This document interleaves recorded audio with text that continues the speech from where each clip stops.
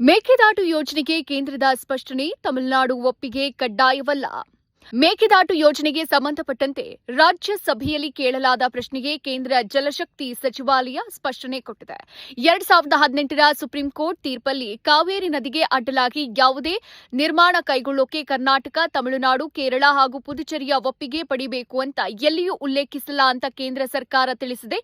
ರಾಜ್ಯಸಭೆಯಲ್ಲಿ ಡಾಕ್ಟರ್ ಅಂಬುಮಣಿ ರಾಮದಾಸ್ ಕೇಳಿದ ಪ್ರಶ್ನೆಗೆ ಜಲಶಕ್ತಿ ಖಾತೆ ರಾಜ್ಯ ಸಚಿವ ರಾಜಭೂಷಣ್ ಚೌಧರಿ ಲಿಖಿತ ಉತ್ತರ ನೀಡಿದ್ದಾರೆ.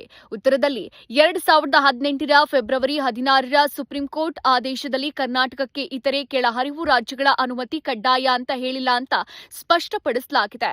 ಇನ್ನು 2019ರಲ್ಲಿ ಕರ್ನಾಟಕ ಸರ್ಕಾರ ಸಲ್ಲಿಸಿದ್ದ ಮೇಕೆದಾಟು ಸಮತೋಲನ ಜಲಾಶಯ ಹಾಗೂ ಕುಡಿಯೋ ನೀರಿನ ಯೋಜನೆಯ ಡಿಪಿಆರ್ ಅನ್ನ ಕಾವೇರಿ ಜಲವಿವಾದ ನ್ಯಾಯಮಂಡಳಿ ತೀರ್ಪು ಹಾಗೂ ಕೇಂದ್ರ ಜಲ ಆಯೋಗದ ಮಾರ್ಗಸೂಚಿಗಳಿಗೆ ಅನುಗುಣವಾಗಿ ಪರಿಷ್ಕರಿಸಿ ಸಲ್ಲಿಸುವಂತೆ ಹಿಂದಿರುಗಿಸಲಾಗಿದೆ ಅಂತ ಕೇಂದ್ರ ಸರ್ಕಾರ ತಿಳಿಸಿದೆ.